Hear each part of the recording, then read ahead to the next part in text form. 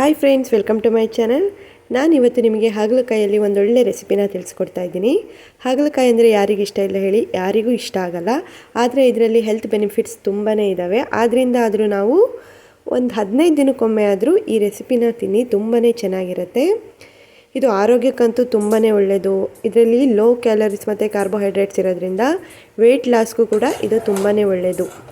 ಆದ್ದರಿಂದ ನೀವು ಇದನ್ನು ನಿಮ್ಮ ಡಯೆಟಲ್ಲಿ ಯೂಸ್ ಮಾಡ್ಬೋದು. ಬನ್ನಿ ಫ್ರೆಂಡ್ಸ್, ಹಾಗಾದರೆ ಇದನ್ನು ಯಾವ ರೀತಿಯಾಗಿ ಮಾಡೋದು ಅಂತ ನೋಡೋಣ. ಇವಾಗ ಈ ಹಾಗಲಕಾಯಿಗಳನ್ನೆಲ್ಲ ಚೆನ್ನಾಗಿ ಫ್ರೈ ಮಾಡ್ಕೊಳ್ಳೋಣ. ನೋಡಿ, ಈ ರೀತಿಯಾಗಿ ನಾನು ಕಟ್ ಮಾಡ್ಕೊಂಡಿದ್ದೀನಿ. ಇದು ಎಳೆದ್ರಿದ್ದರಿಂದ ನಾನು ಈ ರೀತಿಯಾಗಿ ಕಟ್ ಮಾಡ್ಕೊಂಡಿದ್ದೀನಿ. ಒಳಗಡೆ ಬೀಜ ಏನಾದರೂ ಗಟ್ಟಿ ಇತ್ತು ಅಂದರೆ ನೀವು ಬೀಜನೆಲ್ಲ ತೆಗೆದು ಕಟ್ ಮಾಡ್ಕೊಳ್ಳಿ. ಇವಾಗ ಇದನ್ನೆಲ್ಲ ಎಣ್ಣೆಯಲ್ಲಿ ಚೆನ್ನಾಗಿ ಫ್ರೈ ಮಾಡ್ಕೊಳ್ಳೋಣ. 3ರಿಂದ 4 ಸ್ಪೂನು ಎಣ್ಣೆ ಹಾಕ್ತಾಯಿದ್ದೀನಿ. ಇವಾಗ ನೋಡಿ, ಎಣ್ಣೆ ಕಾದ್ಮೇಲೆ ಇದಕ್ಕೆ ನಾನು ಹಾಗಲಕಾಯಿ ಎಲ್ಲ ಹಾಕ್ತಾಯಿದ್ದೀನಿ. ಚೆನ್ನಾಗಿ ಫ್ರೈ ಮಾಡ್ಕೊಳ್ಳೋಣ. ಹಾಗಲಕಾಯಿ ಆರೋಗ್ಯಕ್ಕೆ ತುಂಬಾ ಒಳ್ಳೆಯದು. ಇದರಿಂದ ತುಂಬ ಹೆಲ್ತ್ ಬೆನಿಫಿಟ್ಸ್ ಇದ್ದಾವೆ. ಇದು ತುಂಬ ಕಹಿ ಅಂಶ ಇರೋದ್ರಿಂದ ಆರೋಗ್ಯಕ್ಕೆ ಇದು ತುಂಬಾ ಒಳ್ಳೆಯದು ಅಂತ ಹೇಳ್ಬೋದು. ಇದು ಶುಗರ್ ಲೆವೆಲ್ನ ಕೂಡ ಕಂಟ್ರೋಲ್ ಮಾಡುತ್ತೆ. ಹಾಗೆ ಇದರಲ್ಲಿ ತುಂಬ ನ್ಯೂಟ್ರಿಯೆಂಟ್ಸ್ ಎಲ್ಲ ಇರೋದ್ರಿಂದ ಹೆಲ್ತ್ಗೂ ಕೂಡ ತುಂಬಾ ಒಳ್ಳೆಯದು. ಮತ್ತು ಇದರಲ್ಲಿ ಫೈಬರ್ ಕಂಟೆಂಟ್ಸ್ ಎಲ್ಲ ತುಂಬ ಇರುತ್ತೆ. ಅದರಿಂದ ಇದು ಡೈಜೆಷನ್ ಕೂಡ ತುಂಬಾ ಒಳ್ಳೆಯದು. ಹಾಗಲಕಾಯಿ ಪಲ್ಯ ಮಾಡ್ಕೊಂಡು ತಿನ್ನೋದ್ರಿಂದ ಎಷ್ಟೆಲ್ಲ ಹೆಲ್ತ್ ಬೆನಿಫಿಟ್ಸ್ ಇದ್ದಾವೆ. ಈ ರೆಸಿಪಿ ಕೂಡ ತುಂಬಾ ಚೆನ್ನಾಗಿದೆ. ಇದು ಚೆನ್ನಾಗಿ ಫ್ರೈ ಆಗಲಿ.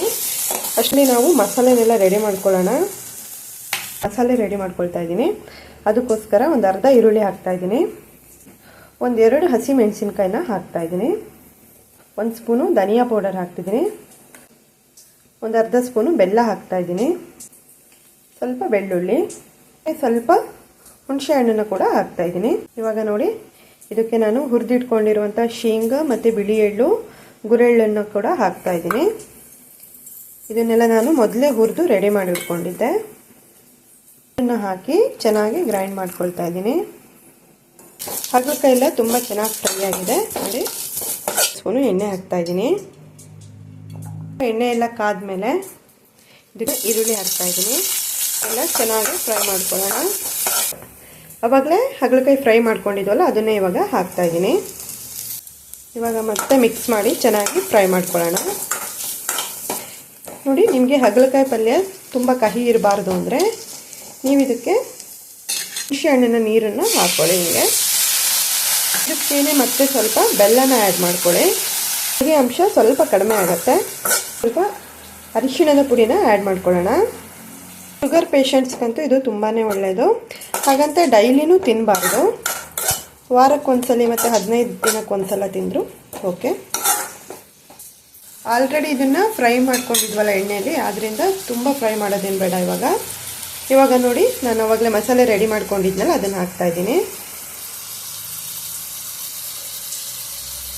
ಮಸಾಲೆನೆಲ್ಲ ಹಾಕಾದ್ಮೇಲೆ ಮತ್ತೆ ಚೆನ್ನಾಗಿ ಮಿಕ್ಸ್ ಮಾಡಿ ಚೆನ್ನಾಗಿ ಬೇಯಿಸ್ಕೊಳ್ಳೋಣ. ಇವಾಗ ಇದಕ್ಕೆ ರುಚಿಗೆ ತಕ್ಕಷ್ಟು ಉಪ್ಪು ಹಾಕ್ತಾಯಿದ್ದೀನಿ. ಉಪ್ಪನ್ನ ಇಷ್ಟಾಗಿ ಹಾಗಲಕಾಯಿನ ಯಾರೂ ಇಷ್ಟಪಡಲ್ಲ. ಆದರೆ ಹಾಗಲಕಾಯಿ ಆರೋಗ್ಯಕ್ಕೆ ತುಂಬ ಒಳ್ಳೆಯದಾಗಿರೋದ್ರಿಂದ ಯಾವಾಗಲಾದರೂ ಒಂದೊಂದು ಟೈಮ್ ಆದರೂ ತಿಂದರೆ ಒಳ್ಳೆಯದು. ಅದರಲ್ಲೂ ಈ ರೀತಿ ನೀವೇನಾದರೂ ರೆಸಿಪಿನ ಟ್ರೈ ಮಾಡಿದರೆ ಇದು ನಿಮಗೆ ಕಹಿ ಅಂತ ಏನೂ ಅನಿಸೋದೇ ಇಲ್ಲ, ಅಷ್ಟು ಚೆನ್ನಾಗಿದೆ. ಅದಕ್ಕೆ ಮತ್ತೆ ಸ್ವಲ್ಪ ನಾನು ಹುಣಸೆ ಹಣ್ಣಿನ ನೀರನ್ನು ಹಾಕ್ತಾಯಿದ್ದೀನಿ. ಪಲ್ಯದಲ್ಲಿ ಸ್ವಲ್ಪ ಹುಳಿ ಇದ್ರೇ ಚೆನ್ನಾಗಿರುತ್ತೆ ಟೇಸ್ಟು. ಚೆನ್ನಾಗಿ ಬೇಯಿಸ್ಕೊಳ್ಳೋಣ. ನೋಡಿ, ಹಾಗಲಕಾಯಿ ಪಲ್ಯ ರೆಡಿ ಆಯಿತು. ರೆಸಿಪಿ ತುಂಬಾ ಚೆನ್ನಾಗಿ ಬಂದಿದೆ. ನಿಮಗೂ ಇಷ್ಟ ಆಗುತ್ತೆ ಅಂತ ಅಂದ್ಕೊಂಡಿದ್ದೀನಿ. ಹಾಗಲಕಾಯಿ ತಿನ್ನೋದಕ್ಕೆ ತುಂಬಾ ಕಷ್ಟ ಅನಿಸ್ಬೋದು, ಆದರೆ ಇದು ಆರೋಗ್ಯಕ್ಕೆ ತುಂಬಾ ಒಳ್ಳೆಯದು. ಆದ್ದರಿಂದ 1 ತಿಂಗಳಿಗೆ 1 ಸಲನಾದರೂ ತಿನ್ನಿ. ಹಾಗೆ ಈ ರೆಸಿಪಿನ ಕೂಡ ಟ್ರೈ ಮಾಡಿ, ತುಂಬ ಚೆನ್ನಾಗಾಗಿದೆ. ನಿಮಗೂ ಕೂಡ ಇಷ್ಟ ಆಗುತ್ತೆ ಅಂತ ಅಂದ್ಕೊಂಡಿದ್ದೀನಿ. ಇಷ್ಟ ಆಗಿದ್ದರೆ ಲೈಕ್ ಮಾಡಿ, ಕಮೆಂಟ್ ಮಾಡಿ, ಶೇರ್ ಮಾಡಿ. Thank you friends.